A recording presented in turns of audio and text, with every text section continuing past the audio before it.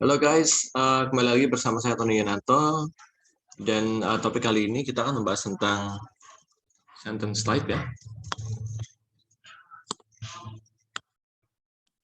Jadi terdapat beberapa tipe kalimat ya yang bisa kita pelajari dalam bahasa Inggris ya.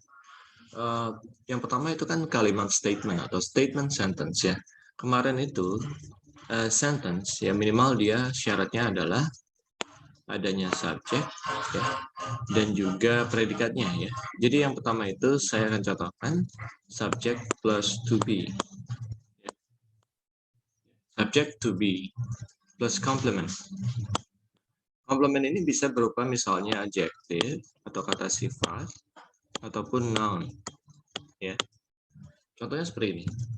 Untuk kalimat dengan subject to be adjective ya, misalnya seperti ini. I am happy. Nah, di sini secara struktur teman-teman, ya I dia sebagai subjek, ya. M dia sebagai to be, dan happy di sini sebagai complement, tepatnya adjective. Ya. Oke, kemudian saya contohkan yang lain. Misalnya kita buat sebuah contoh kalimat, he is rich. Di mana di sini he-nya dia sebagai subjek, is-nya dia sebagai to be, dan rich-nya di sini sebagai adjective. Nah, sekarang saya akan contohkan bentuk kalimat ya, setelah to be menggunakan noun atau kata benda. Ya. Contohnya seperti ini teman-teman. Saya contohkan misalnya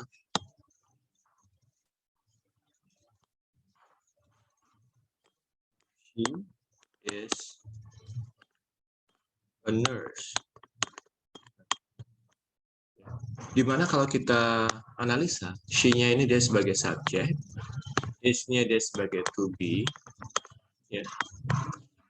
A nurse, ya, dia sebagai noun atau noun phrase. Ya. Jadi kalau kita artikan di sini kan dia adalah seorang nurse. Nurse itu apa? Ya betul sekali, perawat ya, seperti itu. Nah, fungsi dari to be itu apa saja sih? Misalnya tadi kan kita menyebutkan ada is, am, are, seperti itu ya. Nanti di dalam past tense ada was, were, di dalam perfect ada been, di dalam misalnya future ada be, seperti itu ya.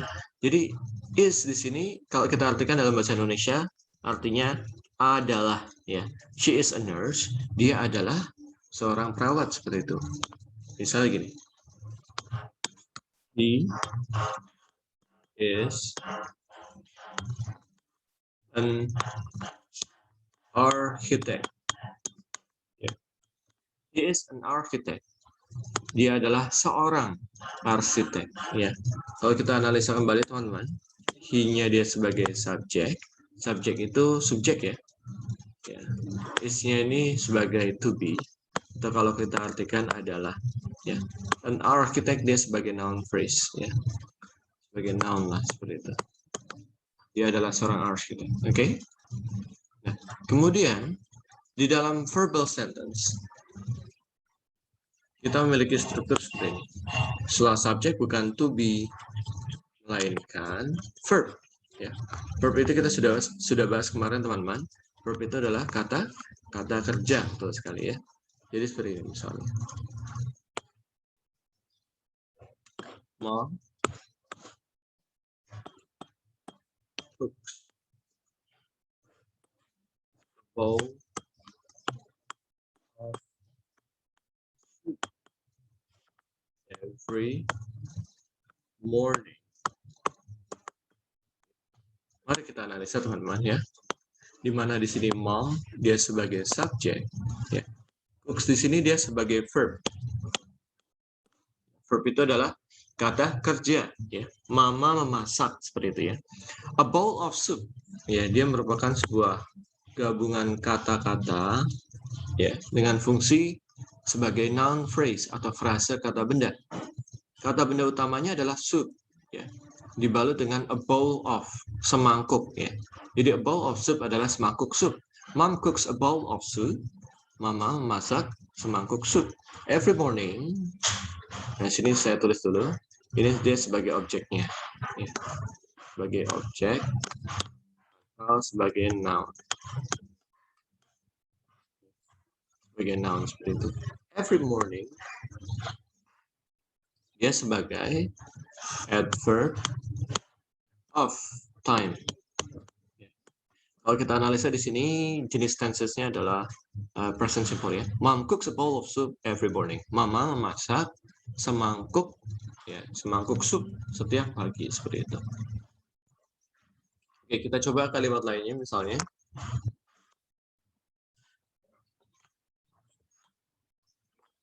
Misalnya, Dad read a newspaper yesterday.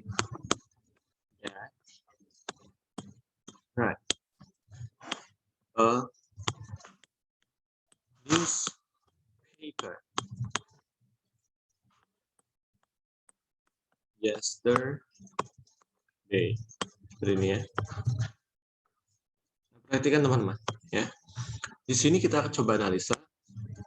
That dia sebagai subjek. Ini kenapa saya baca read? Karena ini adalah bentuk kedua dari read, ya. Jadi read, read.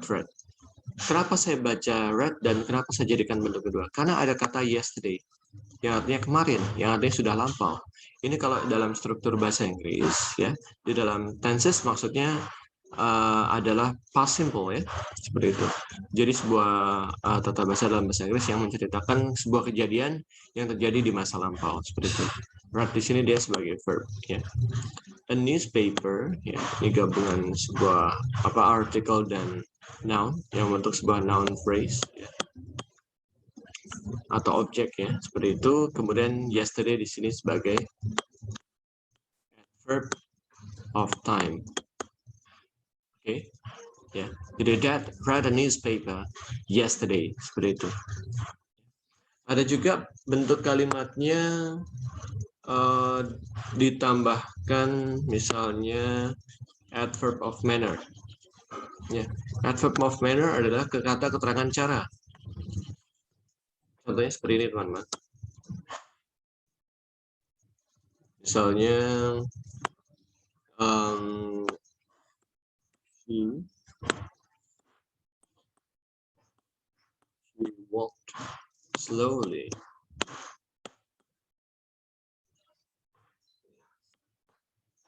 to avoid the noise.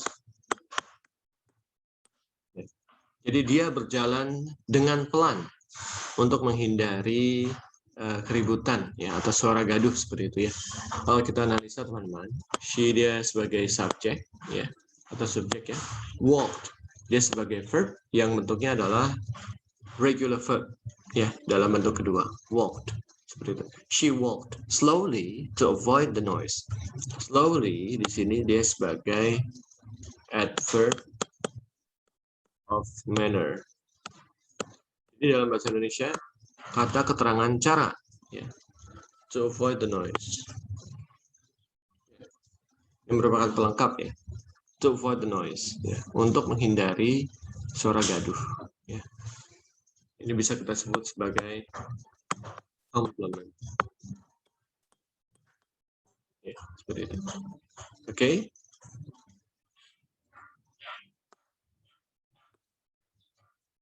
Kemudian dalam kalimat lainnya, mungkin nanti kita akan bahas jenis kalimat tanya dan juga imperative. Imperative adalah kalimat suruhan, seperti itu, ya.